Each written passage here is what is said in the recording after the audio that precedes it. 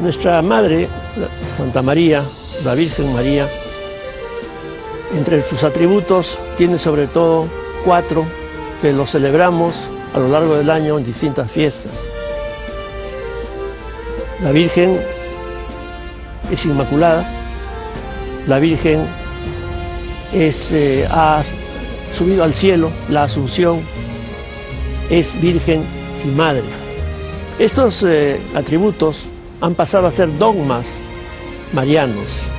El dogma de la virginidad en el siglo IV, el dogma de la maternidad divina también en el siglo IV, el dogma de la Inmaculada en el siglo XIX, el 8 de diciembre de 1854, hace pocos meses hemos celebrado el centenario de los 150 años del dogma mariano. Y finalmente, la Asunción de María, que fue proclamado por Pío XII en 1950.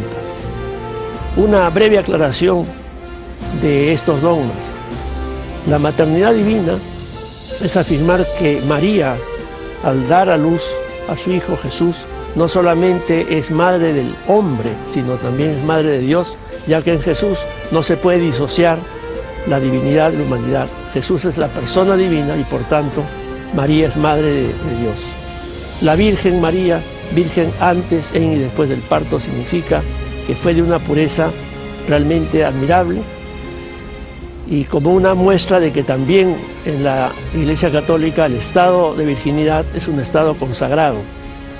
Luego tenemos la Asunción de María en cuerpo y alma en los cielos, que es un dogma que fue preparado por los teólogos en la Edad Media, a pesar de que era una creencia muy arraigada en la Iglesia antigua, porque todos sabemos que no existe el llamado sepulcro de María como existe el sepulcro de los santos. Nadie dice voy a ver la tumba de María.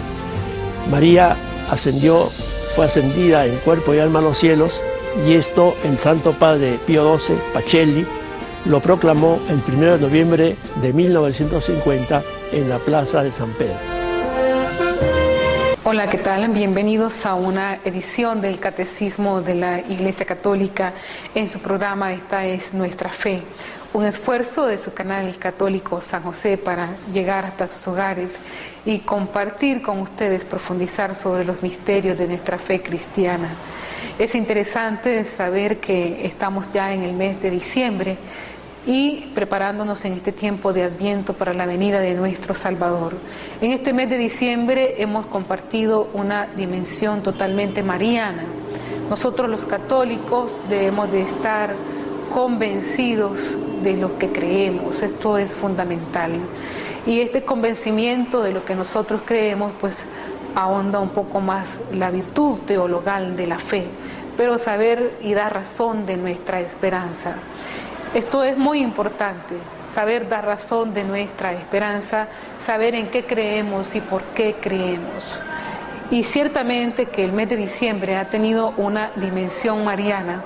Es bueno articular y profundizar sobre los dogmas marianos, pero sobre todo saber qué son los dogmas marianos.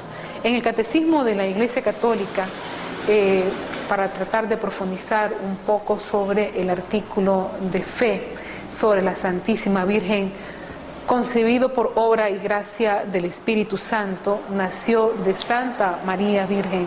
Están los fundamentos bíblicos y también los fundamentos teológicos alrededor del cual se teje toda la mariología en cuanto a los dogmas de fe que se tejen en favor a María. Dice que de la descendencia de Eva, Dios eligió a la Virgen María para ser la madre del Hijo. Ella es la llena de gracia, es el fruto más excelente de la redención. Y desde el primer instante de su concepción fue totalmente preservada de la mancha del pecado original y permaneció pura de todo pecado personal a lo largo de toda su vida. Bien, pero para entrarnos en este misterio, nosotros tenemos que saber cómo es que se vienen formulando los dogmas de fe. Y para esto la Iglesia ha entrado en un profundo estudio y profunda reflexión. Entonces, el concepto de dogma debemos de entenderlo en un sentido más amplio. No es simplemente una verdad en la que nosotros como católicos o como cristianos estamos obligados a creer, sino que quedamos por fuera de la iglesia. Al dogma, fíjese bien, se llega después de años de reflexión, de una búsqueda teológica, de una aclaración doctrinal y constante de opiniones diversas. Entonces no es una formulación que se da de la noche a la mañana, hay muchos años de estudio en cuanto a alguna afirmación mariana se debe.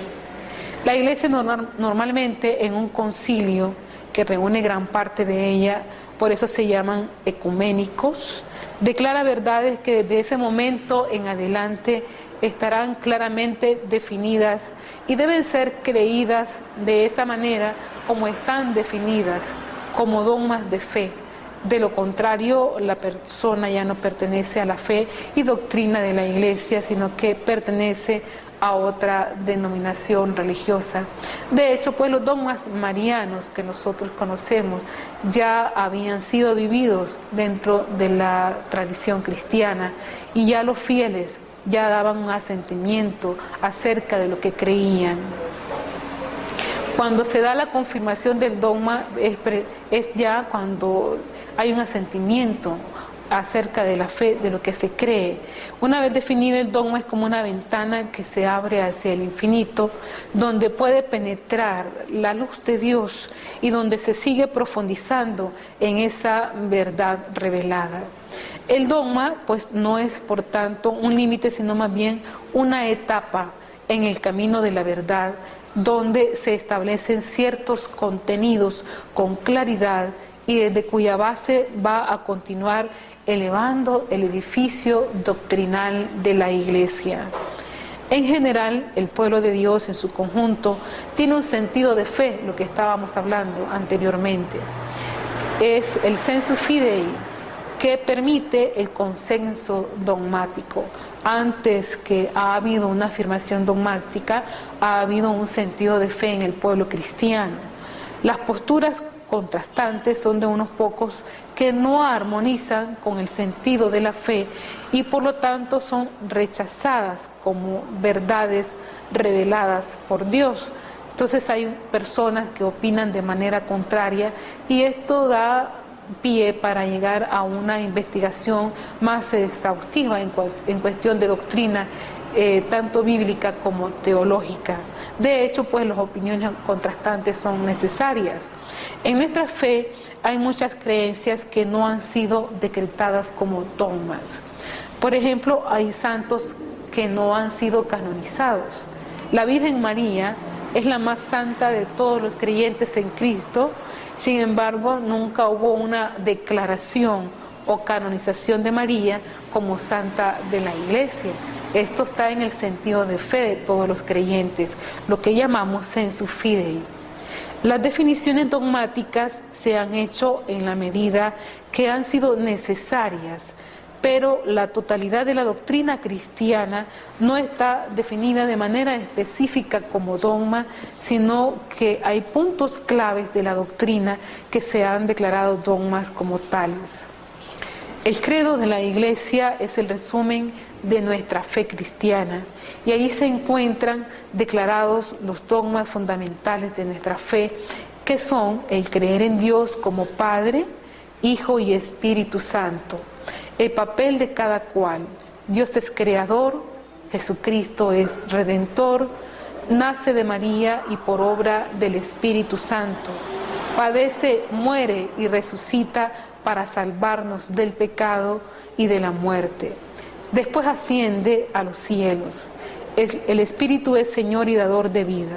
La Iglesia, el perdón de los pecados, que es la ausencia o esencia de la vida cristiana y que se da en los sacramentos, la resurrección de los muertos y la vida eterna. Estos son los artículos de fe que va desarrollándose poco a poco en el catecismo de la Iglesia Católica y entre ellos van dando fundamentos bíblicos y también fundamentos teológicos.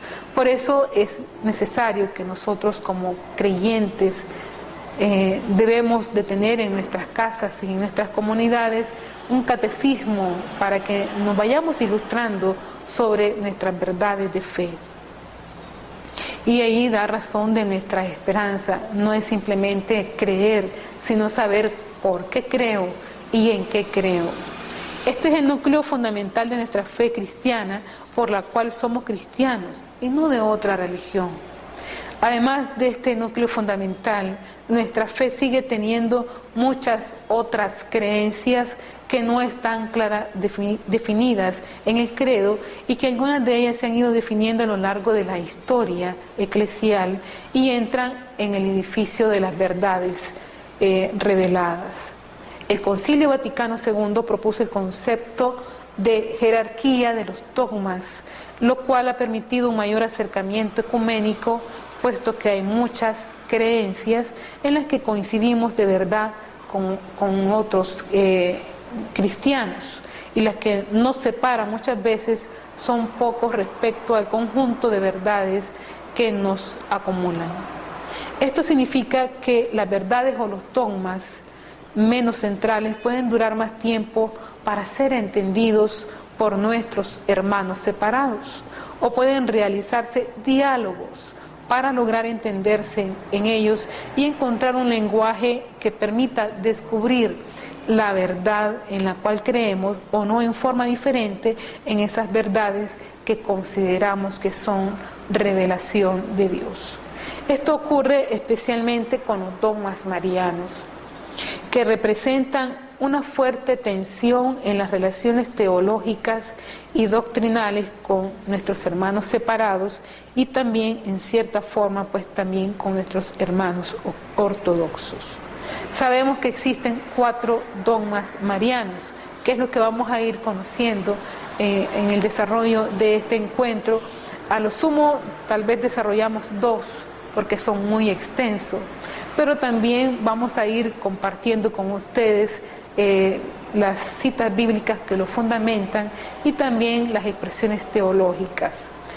Hasta ahora la Iglesia ha declarado 4 verdades sobre María en forma dogmática. María, la Madre de Dios; María siempre Virgen; la Inmaculada Concepción de María; y la Asunción de María. Conocemos estos 4 dogmas marianos que en el transcurso del año litúrgico también nosotros los celebramos y lo vivimos. La Iglesia se fijó en María por causa de Jesús. Desde la Biblia vemos aparecer a María relacionada con Jesús, no la podemos separar. Ella es nombrada en el Evangelio de Lucas. El nombre de la Virgen era María, Lucas 1:27. El evangelista nos da una referencia explícita acerca del nombre de la Madre de Jesús, y nos dice que era virgen, porque Jesús, al encarnarse, tuvo que hacerlo en una persona concreta de carne y hueso, con nombre y apellido, perteneciente a una familia y a un pueblo concreto. El evangelista es muy claro, y este texto nosotros lo encontramos en San Lucas capítulo 1 versos 27. En la medida que la Iglesia fue reflexionando en las verdades reveladas de Dios, siguió acudiendo a María para entender mejor a Jesús. Él era verdadero hombre y verdadero Dios. Para ser verdadero hombre tiene que ser hijo de un ser humano. Para ser verdadero Dios tiene que ser por obra del Espíritu de Dios y no por obra humana. Y estos son los 2 primeros dogmas marianos: la maternidad divina y la virginidad de María. Es decir, María es madre de Dios y es siempre virgen. María es una madre humana que da a luz un hijo que es Dios, el Mesías esperado, pero sin tener relaciones con un hombre. El relato de la Anunciación en Lucas 1 del 26 al 38, nos dice con claridad esa realidad humano-divina de Jesús, y que María es la madre por la intervención del Espíritu Santo y no por la intervención de un varón humano. María es la Madre de Cristo, que luego, en el siglo V, la Iglesia lo proclama como Madre de Dios, la Theotokos. Y María es al mismo tiempo virgen, que la Iglesia en varias ocasiones declara como siempre virgen. Estas son las verdades en las cuales creemos y que están fundamentadas en estos textos bíblicos que acabamos de mencionar, específicamente el evangelista Lucas. Estamos hablando de la maternidad de María y también de la virginidad perpetua de la Santísima Virgen. Pero para entender un poco más el misterio acerca de Jesús, no podemos separar estas dos dimensiones, la dimensión cristológica y la dimensión mariológica. Ambas verdades sobre María aclaran, fijémonos bien, la naturaleza de Cristo, verdadero Dios y verdadero hombre, y fueron analizadas por la Iglesia durante los primeros 6 siglos para superar todas las discusiones cristológicas. Si Cristo es realmente humano, es porque tiene una madre humana. Si Cristo es realmente divino, es porque fue engendrado por el Espíritu Santo en una madre virgen. Los otros dogmas marianos, la Inmaculada Concepción, la fiesta que acabamos de celebrar con mucho amor, devoción, gozo y alegría, y la Asunción, se centran más directamente en la figura de María, pero también tienen que ver con la cristología y la eclesiología, o el tratado sobre la Iglesia. Son las consecuencias lógicas de una historia de la salvación, y a nivel teológico son las consecuencias lógicas de la vida de Cristo y de su acción salvífica concreta en la Iglesia, en la comunidad de los creyentes. Así como el Verbo se hizo carne en una mujer concreta de carne y hueso, si no hubiese sido realmente humano, asimismo su acción salvífica es concreta en la Iglesia, que es su cuerpo místico. La doctrina de la Iglesia, que está plasmada en el credo, en los artículos de fe, tiene como su centro el misterio pascual de Cristo, que da como resultado el perdón de los pecados y por tanto la limpieza del mal para poder acceder a Dios. El poder redentor de Dios realizado por medio de Jesucristo tiene como resultado final la creación de su propio cuerpo, que es la Iglesia. Este cuerpo debe ser puro, inmaculado y santo. Es la marca fundamental de la santidad de Dios que afecta a la humanidad y la hace apta para participar en el reino de Dios. Esta es nuestra esperanza. Nosotros sabemos que en la Iglesia encontramos los sacramentos y dentro de ella está el sacramento de la reconciliación en la confesión. Como parte de este cuerpo místico de Cristo, también nosotros participamos de la santidad de Dios. El dogma de la Inmaculada Concepción de María tiene que ver con esa potencia redentora de Cristo que vino a traer la gracia de Dios a la humanidad. El resultado es una Iglesia inmaculada, pero la primera que goza de esa situación es María. Por eso el ángel la llama que Haritomene, o la llena de gracia. Lucas 1:28. La favorecida por la gracia de Dios. María es inmaculada, sin mancha de pecado. Pero no es simplemente después de su vida de niña o como adulta, sino que ella es llena de gracia, pura, desde el instante de su concepción, porque fue la tierra donde se sembró la palabra de Dios. Si nosotros, pecadores y llenos de miserias y de pecados, podemos llegar a acceder a esa santidad de Dios, a través de los sacramentos, en este cuerpo místico que es su Iglesia, como María, la Madre de Dios, no pudo haber sido preservada desde el primer instante de su ser. El credo nos dice que Cristo ascendió a los cielos y después de haber cumplido su misión de pasar por la pasión, la muerte y la resurrección, Cristo vuelve al Padre y por lo tanto asciende a los cielos. Su suerte debe ser la suerte de su esposa, que es la iglesia, y por lo tanto toda la iglesia debe ascender a los cielos junto con Él. Nosotros esperamos llegar al cielo.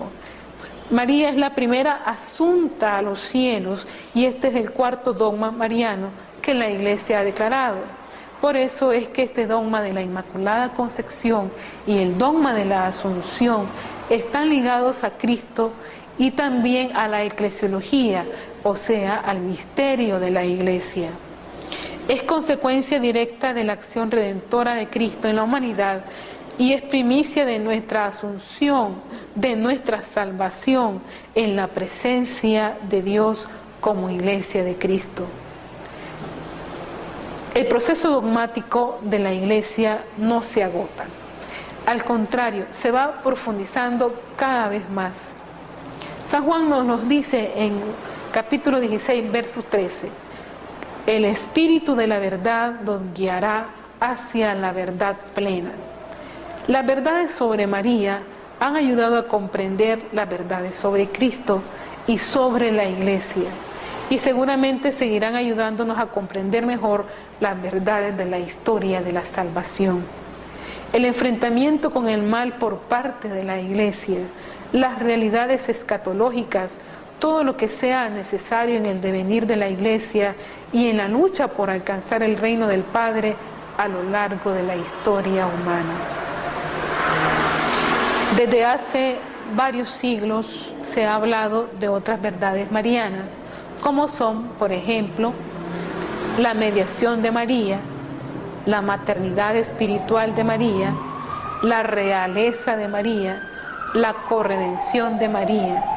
Además hay otros aspectos relacionados a María y que tienen que ver con la fe, como es el caso de las apariciones marianas, las diversas devociones marianas, la religiosidad popular mariana y todas las cualidades o alabanzas que se hacen de María en las letanías del Rosario, como por ejemplo decir Rosa Mística, Torre de David, Torre de Marfil, Arca de la Nueva Alianza, etc., que son verdades relacionadas con María, no llegan a ser todavía declaraciones dogmáticas, pero se viven con mucha fe y devoción por parte del pueblo de Dios, ya sea en la liturgia o en las devociones populares. Están en el sensus fidei, es decir, en el sentido de la fe del pueblo cristiano. En este sentido existe una relación directa entre la liturgia, la devoción y la dogmática, lo que es llamado a lo largo de los siglos la lex orandi, la lex credendi, es decir, lo que se ora y celebra en la devoción y en la liturgia es en realidad lo que se cree. Por lo tanto, son consideradas de parte del pueblo cristiano como verdades reveladas por Dios, aunque no hayan sido definidas oficialmente por la Iglesia jerárquica como tales. El ejemplo de los santuarios marianos, que mantienen un flujo considerable de creyentes y animan y sostienen la fe de millones de personas, de cristianos, indica la convicción de que María nos ayuda en nuestro camino hacia Dios, de que ella intercede, de que ella es nuestra madre espiritual, aunque la Iglesia no lo haya declarado específicamente como dogma. Esta es la experiencia que se motiva en los santuarios marianos. En el pueblo cristiano se tiene la conciencia en su fe que María intercede y constantemente vemos el flujo de muchos católicos en los santuarios marianos. A esto es lo que le llamamos el sentido de la fe. Lo que creemos de María es lo que creemos de la Iglesia. En el fondo, las verdades cristianas no se pueden separar, sino que se van diferenciando conceptualmente para entenderlas mejor y al mismo tiempo para diferenciarse de otras doctrinas que no creen en lo mismo. El negar una verdad en nombre de otra es un error. Lo que hay que hacer más bien es comprenderlas, e integrarlas mejor para que cada verdad tenga su propio lugar dentro del conjunto doctrinal, pero todas están relacionadas de manera orgánica. Es lo que se utiliza como concepto en el Catecismo de la Iglesia Católica. La analogía de la fe que está presente en toda la Sagrada Escritura y que está presente en el credo y toda la fe de la Iglesia. La doctrina no puede contradecirse nunca. Lo que hay es que comprenderla y descubrirla en su armonía. Lo mismo ocurre con las verdades marianas. A veces incluso nos han dividido dentro de la misma Iglesia y son fuente de roces entre diversas denominaciones cristianas. Pero en el proceso de profundización y diálogo hay que ir avanzando en discernir su propio lugar y descubrir el aporte y enriquecimiento que hacen al cuerpo total de la doctrina eclesial. Cada doctrina sobre María, si es verdadera, tendrá su lugar y su función.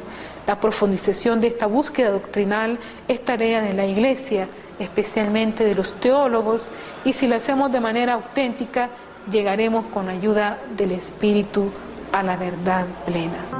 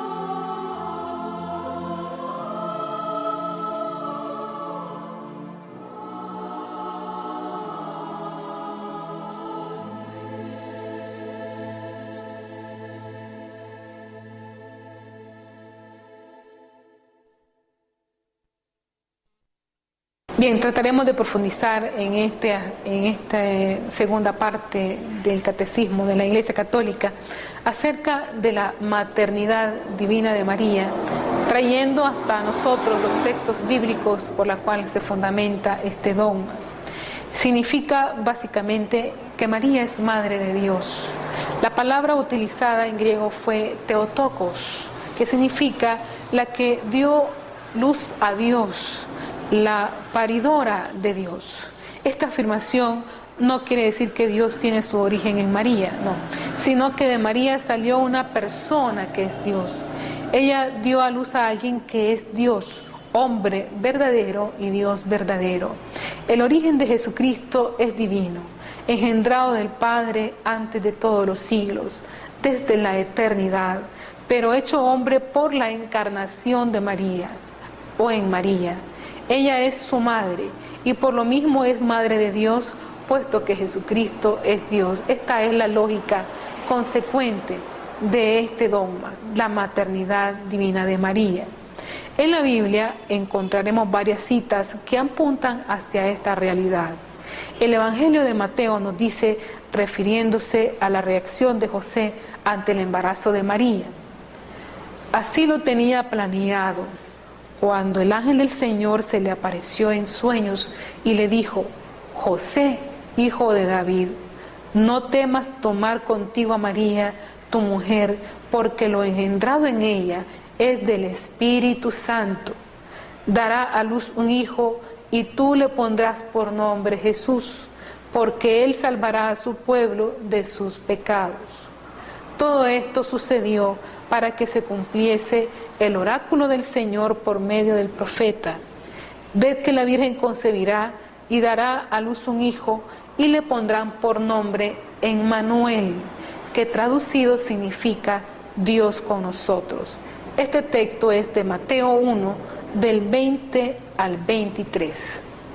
Tenemos aquí las referencias explícitas acerca de la maternidad divina de María, lo cual indica que ese hijo de María viene de Dios y no viene por intervención de varón, puesto que José era el prometido de María y él no tuvo que ver en eso.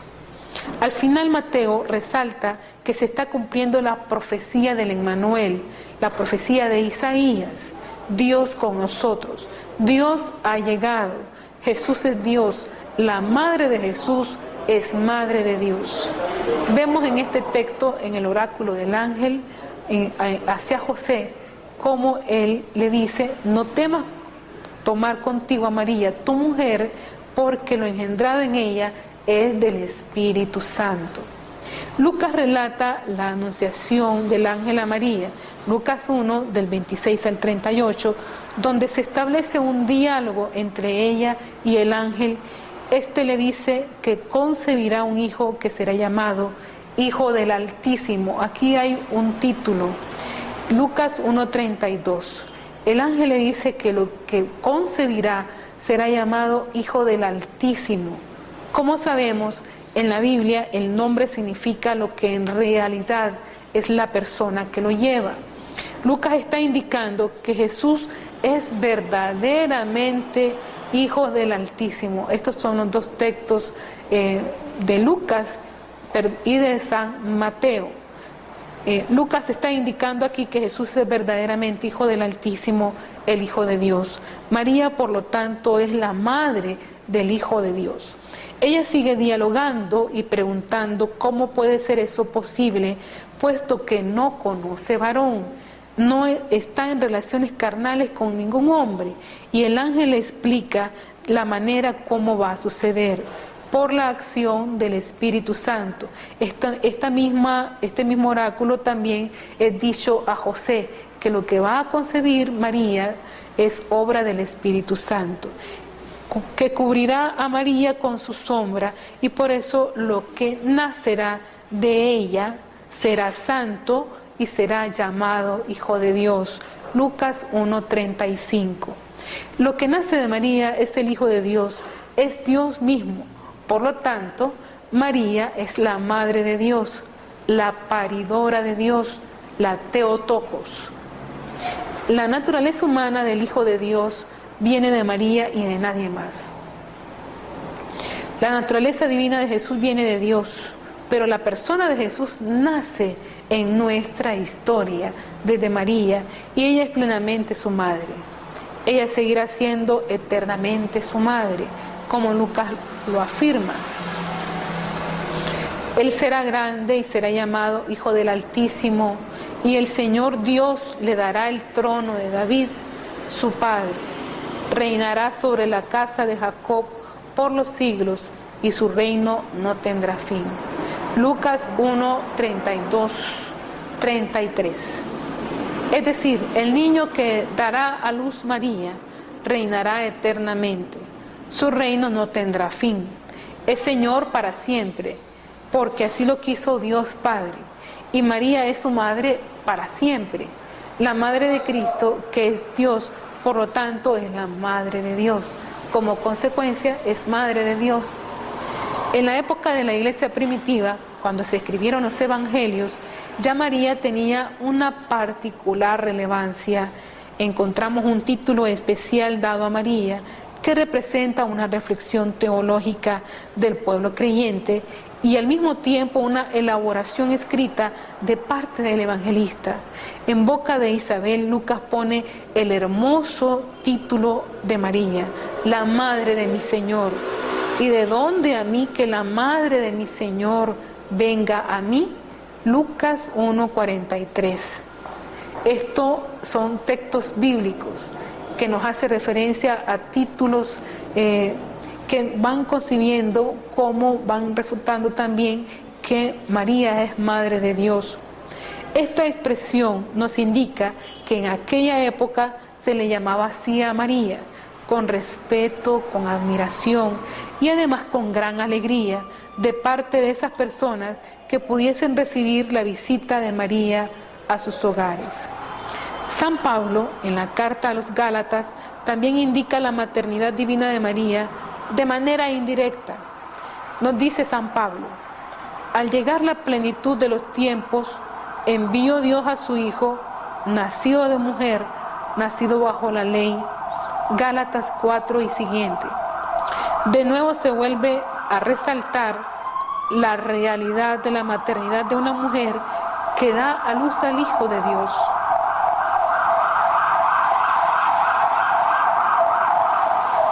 El libro del Apocalipsis también expresa de manera simbólica, pero bastante precisa, la maternidad divina de María.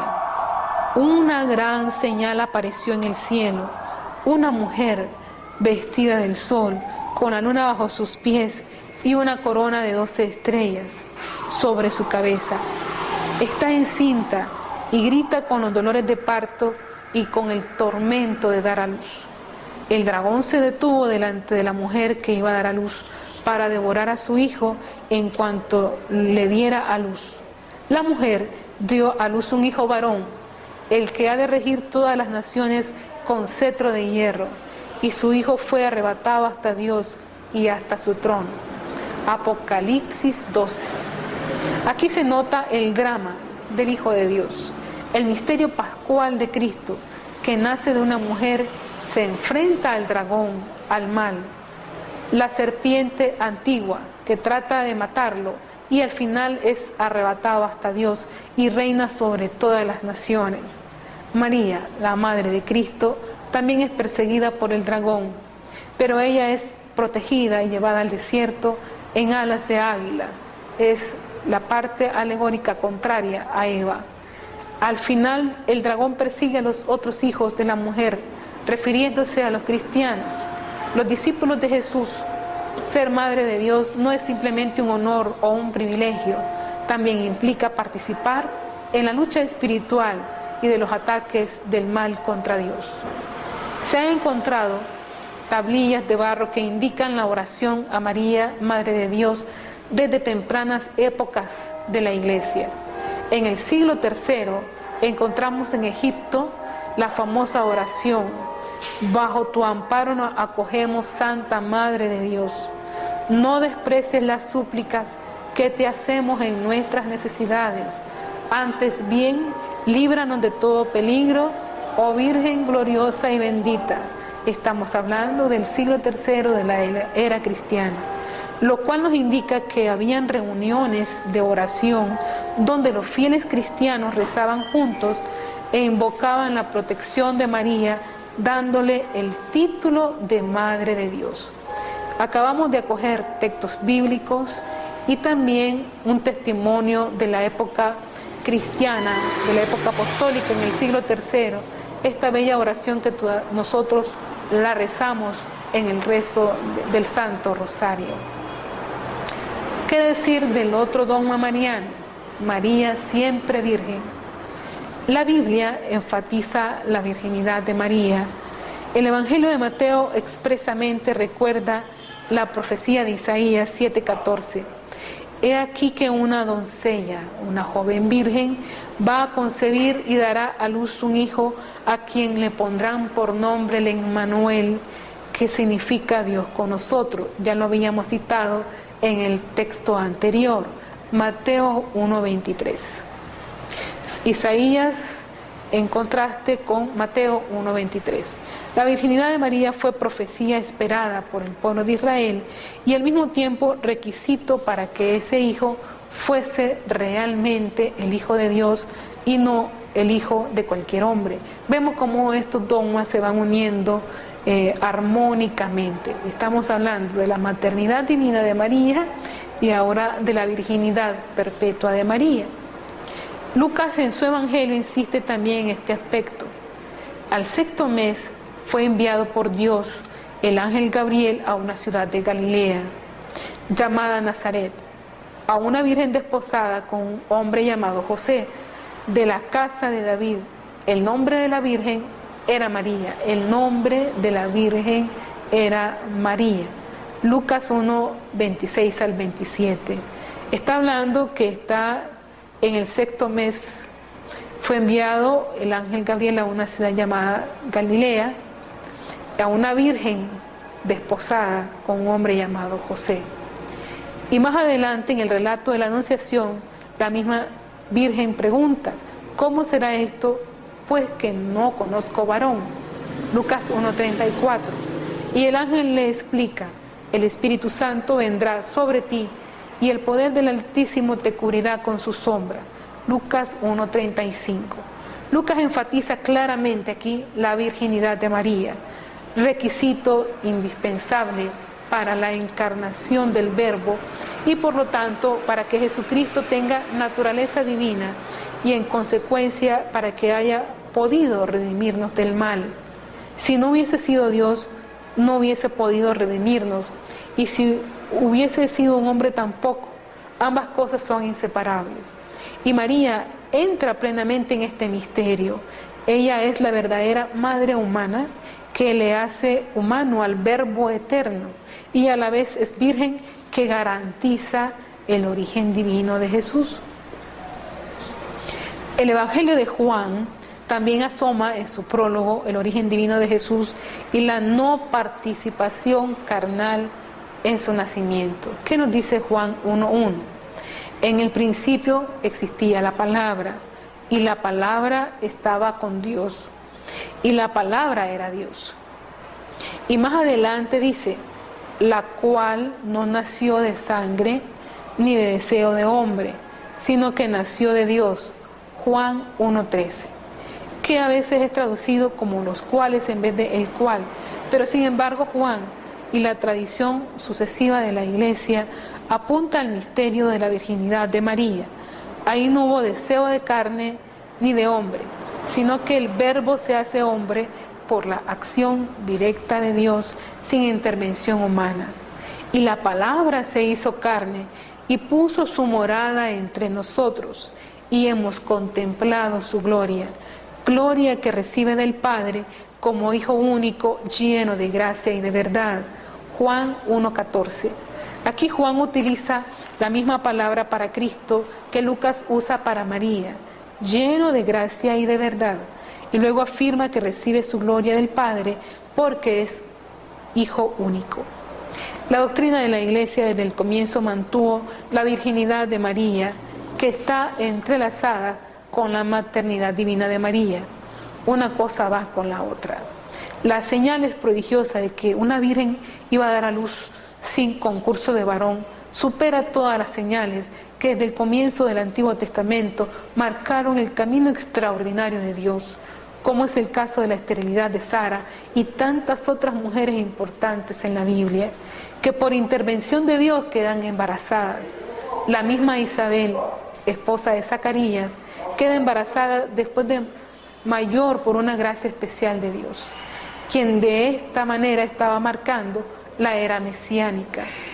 La llegada del Salvador, puesto que Juan, el más grande de los profetas, fue encargado de preparar el camino. El signo de la Virgen que da luz sin intervención de varón supera infinitamente los milagros de quedar embarazadas las mujeres estériles. De Sara sale el pueblo de Israel, el pueblo de la fe del Antiguo Testamento. De María sale el Mesías, el Verbo de Dios encarnado, cabeza del nuevo pueblo de Dios. La virginidad de María implica también un hecho espiritual. Ella es la morada del Verbo eterno, lleno de gracia y de verdad. Y sabemos que el demonio es llamado príncipe del mundo, padre de la mentira. En Jesús no hay nada de mentira y todo es verdad. La virginidad de María apunta también a una virginidad espiritual y prepara los futuros dogmas marianos.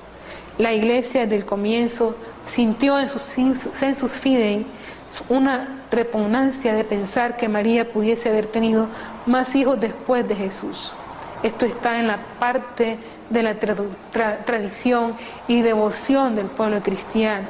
En la Biblia no hay manera de probarlo, aunque hay algunos pasajes que parecen contradecirlo. Si los escritos sagrados del Nuevo Testamento hubiesen querido expresar con claridad que María tuvo otros hijos, lo hubiese escrito.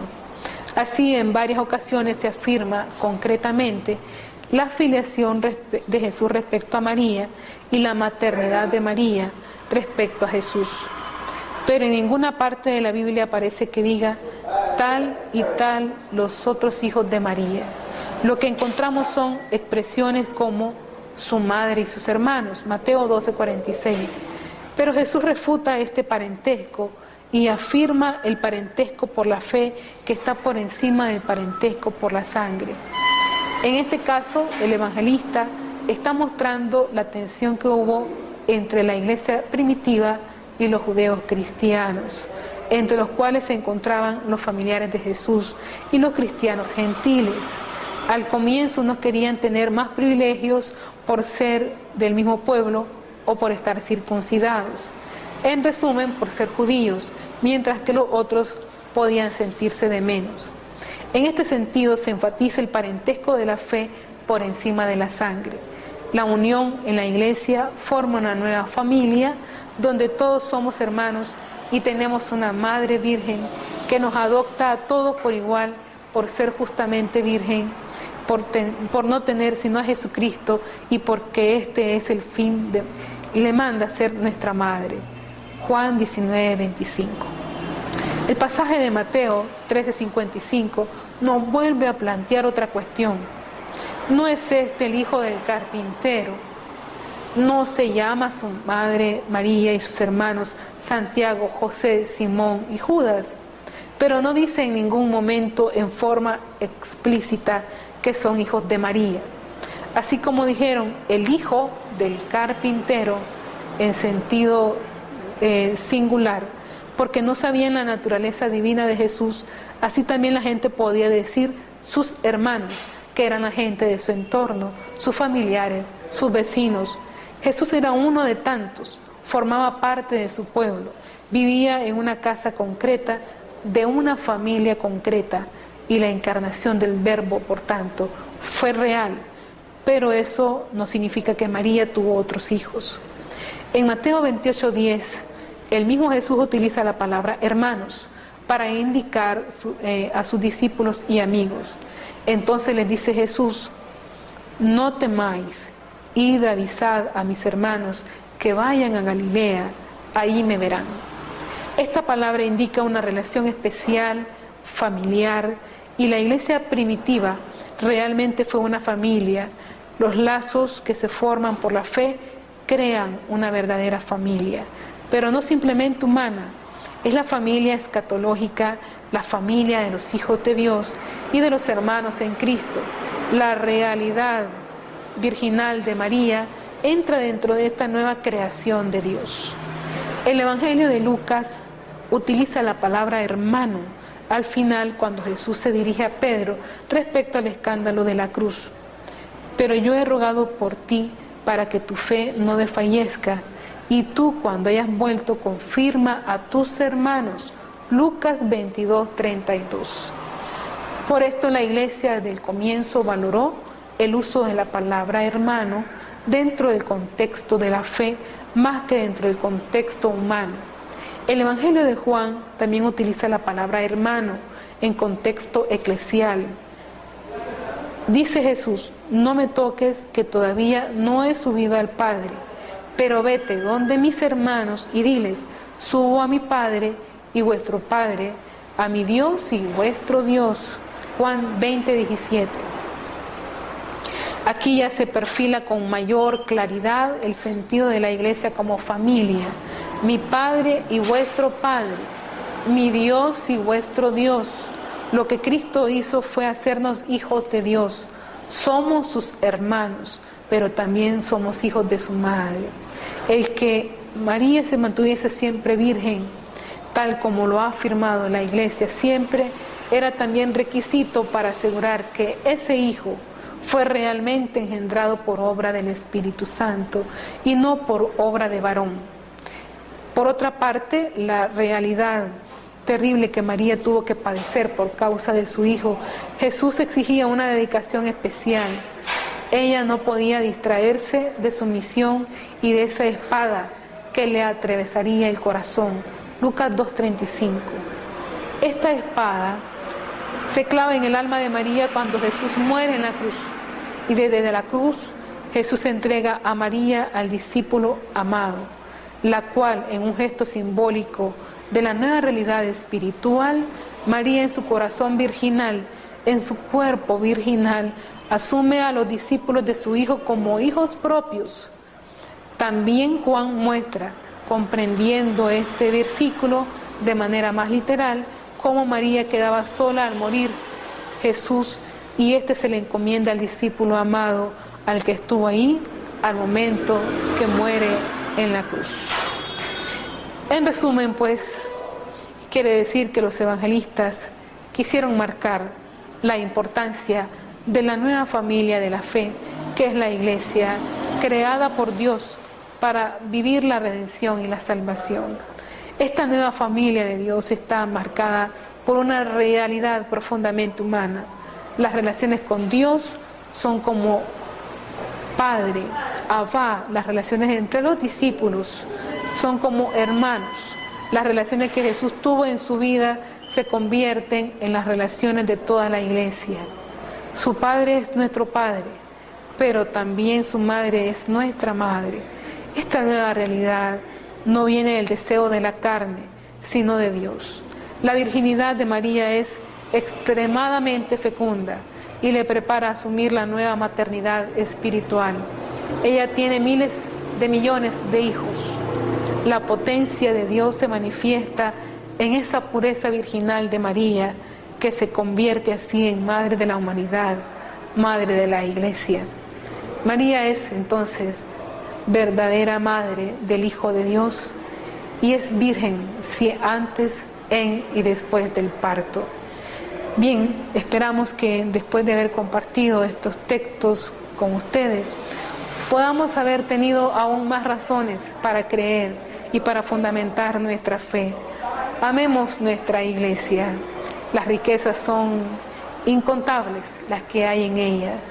Solamente basta que podamos profundizar y disponernos en la fe para lo que verdaderamente creemos. Y nos vamos preparando para la clausura del segundo sínodo diocesano de Estelí, este próximo 17 de diciembre a las 10 de la mañana en Catedral Nuestra Señora del Rosario. Y ya también se nos acerca otra fiesta mariana, como es la solemnidad de la Emperatriz de América, la Virgen de Guadalupe. Hasta una próxima edición del Catecismo de la Iglesia Católica.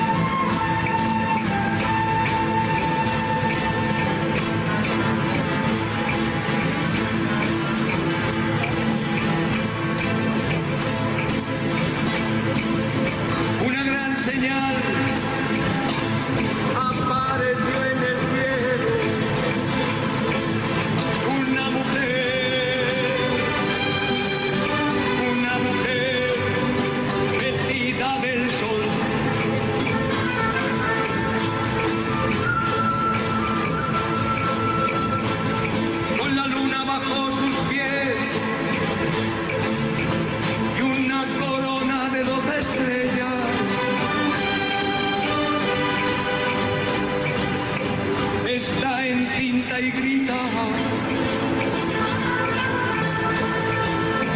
con los tormentos de dar a luz.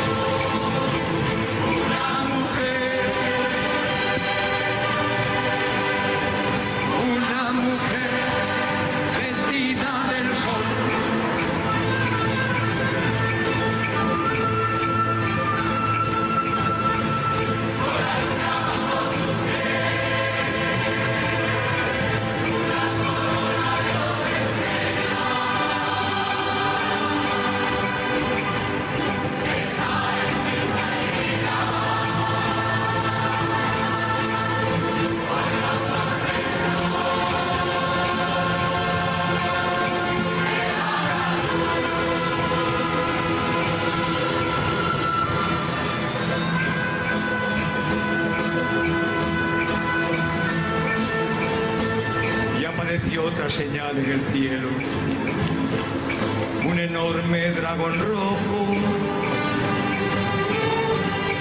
con 7 cabezas y 10 cuernos, y el dragón se detuvo delante de la mujer que iba a dar a luz para devorar a su hijo en cuanto naciera.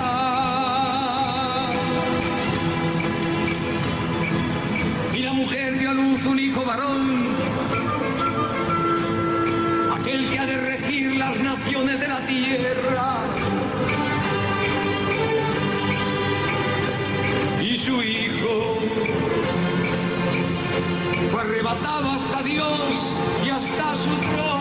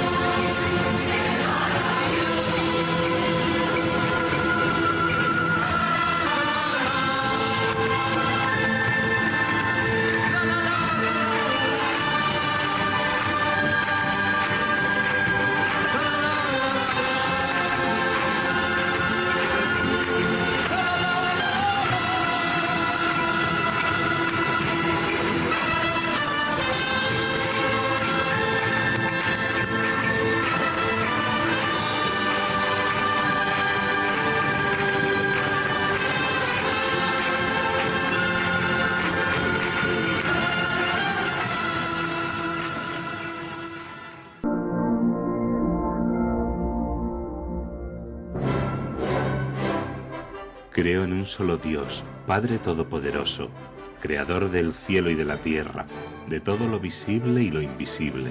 Creo en un solo Señor Jesucristo, Hijo único de Dios, nacido del Padre antes de todos los siglos, Dios de Dios, luz de luz, Dios verdadero de Dios verdadero, engendrado, no creado, de la misma naturaleza del Padre, por quien todo fue hecho, que por nosotros los hombres y por nuestra salvación bajó del cielo, y por obra del Espíritu Santo se encarnó de María la Virgen y se hizo hombre, y por nuestra causa fue crucificado en tiempos de Poncio Pilato, padeció y fue sepultado, y resucitó al tercer día según las Escrituras, y subió al cielo, y está sentado a la derecha del Padre, y de nuevo vendrá con gloria para juzgar a vivos y muertos, y su reino no tendrá fin. Creo en el Espíritu Santo, Señor y dador de vida, que procede del Padre y del Hijo, que con el Padre y el Hijo recibe una misma adoración y gloria, y que habló por los profetas. Creo en la Iglesia, que es una, santa, católica y apostólica. Confieso que hay un solo bautismo para el perdón de los pecados. Espero la resurrección de los muertos y la vida del mundo futuro. Amén.